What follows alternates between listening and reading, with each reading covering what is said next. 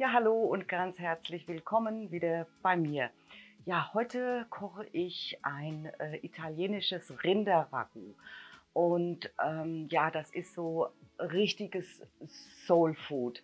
Kennt ihr das, wenn man so nach dem Essen so ein wohliges, gesättigtes Gefühl hat, also ein Essen für die Seele. Also und dieses italienische Rinderragout, ja, sowas bekommt man ja eigentlich nicht oder nicht oft in italienischen Restaurants.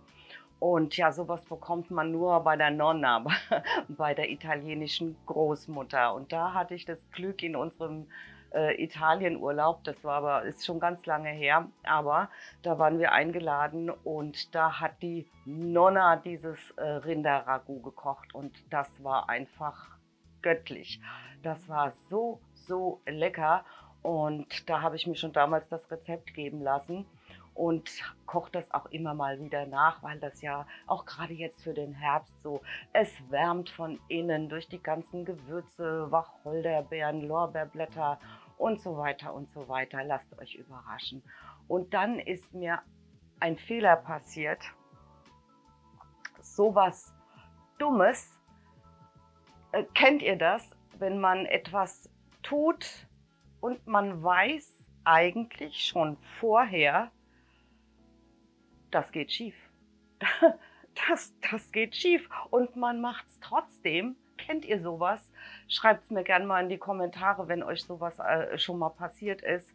Jedenfalls mir ist so ein Fauxpas passiert und ja, ich wollte es eigentlich rausschneiden und dann habe ich mir gedacht, nö, weil ich bin kein Profikoch, ich koche aus Hobby und Fehler passieren und da habe ich gedacht, nein, lasst es einfach drin. Ja, also dann lasst euch überraschen, guckt, ob es trotzdem was geworden ist und nach dem kurzen Intro geht's dann los. Bis gleich.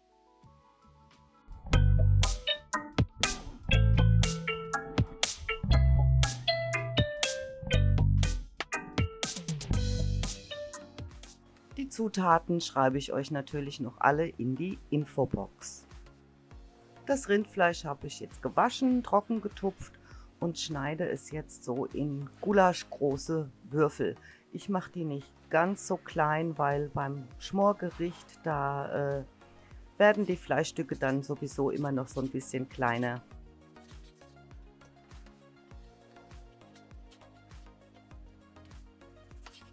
Zu dem italienischen Rinderragout schmecken übrigens sehr, sehr gut Tagliatelle.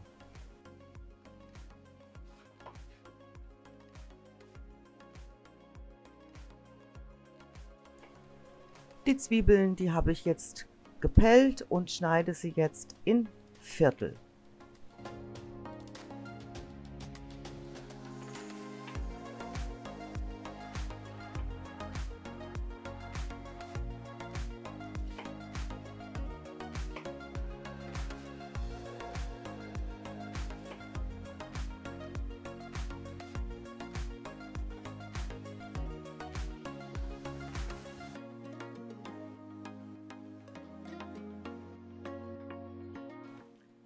Den Knoblauch ebenso, also den habe ich natürlich auch gepellt und der wird jetzt fein gehackt.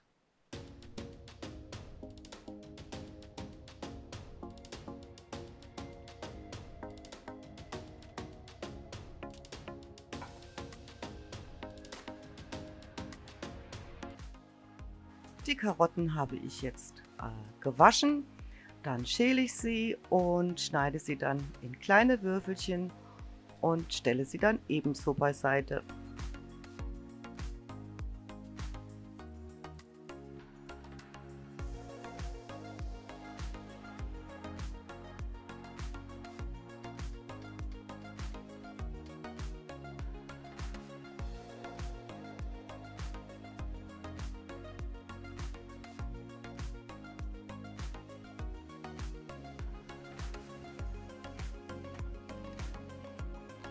Jetzt kommen die getrockneten Tomaten dran. Also es gibt ja diese im Glas, diese in Öl, die getrockneten Tomaten.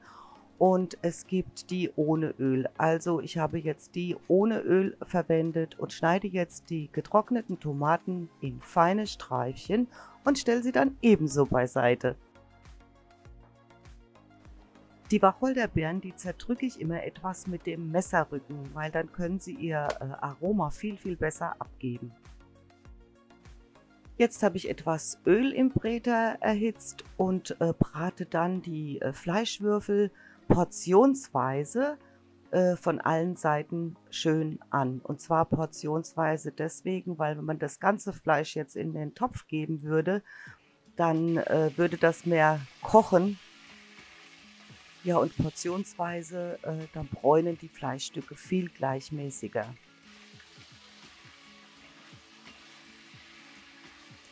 Also ich finde ja bei Schmorgerichten gut, dann hat man vorher so ein bisschen Schnippelei, aber dann schmurgelt das so gemütlich vor sich hin und das riecht auch dann so toll in der Küche. Also es macht wirklich relativ wenig Arbeit, wenn man halt von diesen Vorbereitungen mal absieht.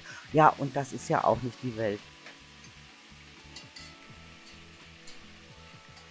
So, die erste Portion kann ich jetzt schon aus dem Topf heben.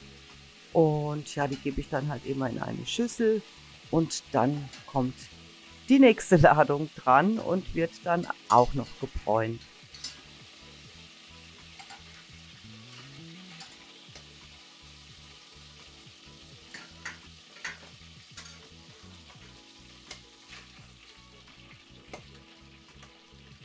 Ja, also der Topf ist ja sehr heiß und es spritzt und da gehe ich immer etwas weiter weg, damit ich keine Fettspritzer abkriege. Aber so ist das beim Kochen.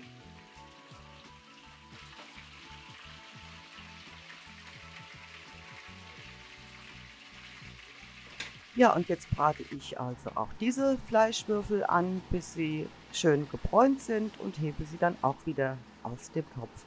Ja, dabei bilden sich natürlich schöne Röstaromen, die wir für die Soße dann wirklich gut gebrauchen können.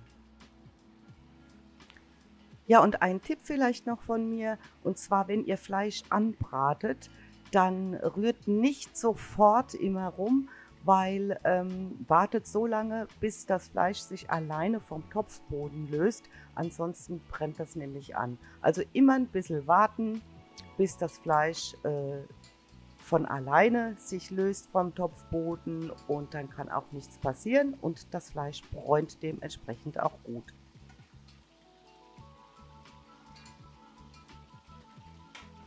So, die zweite Portion ist dann auch angebraten und jetzt geben wir das gesamte Gemüse samt Knoblauchzehen, geben wir jetzt in das Fett und braten das auch schön an. Dabei noch salzen und pfeffern.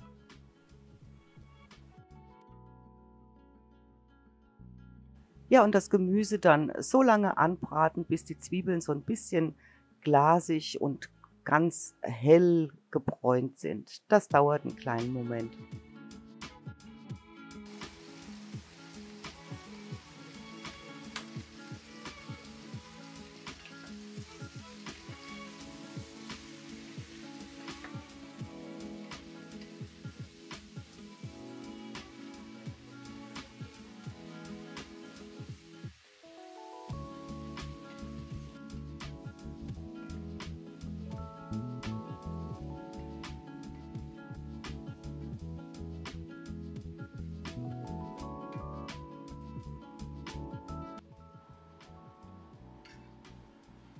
Wenn es dann soweit ist, dann die angebratenen Fleischwürfel wieder zum Gemüse geben und alles auch noch mal anbraten.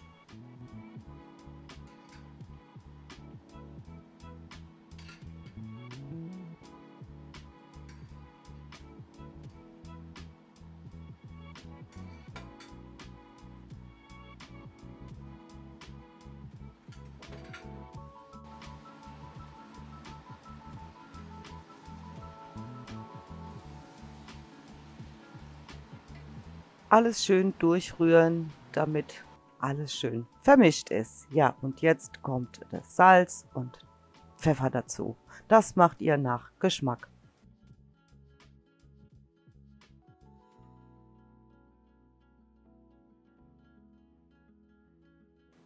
Dann kommt jetzt das Tomatenmark dazu und das wird jetzt alles richtig untergehoben und unter Rühren so richtig schön scharf anbraten. Das gibt nämlich eine richtig tolle Soße. Dabei immer schön aufpassen, dass nichts anbrennt.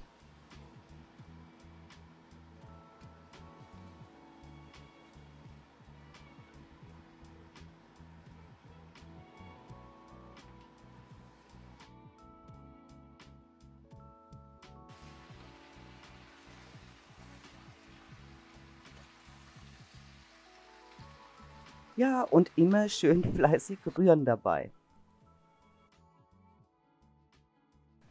Jetzt den Rotwein, die Rinderbrühe und den Balsamico-Essig dazugeben. Ja, und merkt ihr was?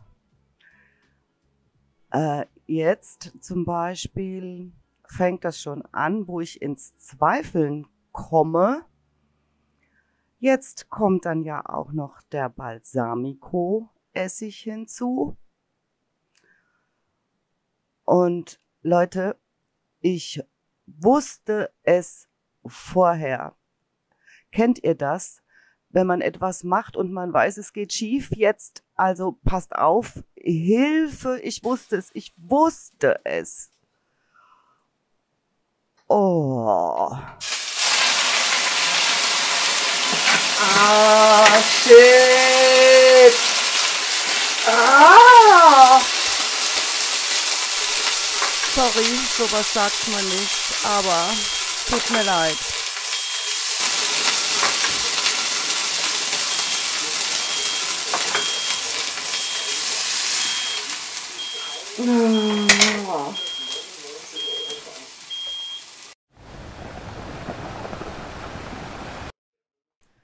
So, das Chaos ist wieder beseitigt.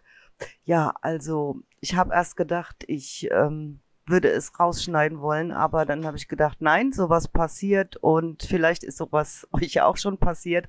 Schreibt's mir gerne mal in die Kommentare. Ja, die getrockneten Tomaten, alle Gewürze und den Honig dann ebenso in den Topf geben und alles gut durchrühren. Der Topf hätte übrigens auch nicht kleiner sein dürfen. Aber ja, es hat funktioniert. Ich weiß gar nicht, ob ihr mein Basilikumpesto schon kennt. Also das ist in 5 Minuten gemacht und das ist auch so oberlecker. Also wenn ihr es nicht kennt, dann verlinke ich euch das mal oben. Schaut gerne rein, wenn ihr möchtet.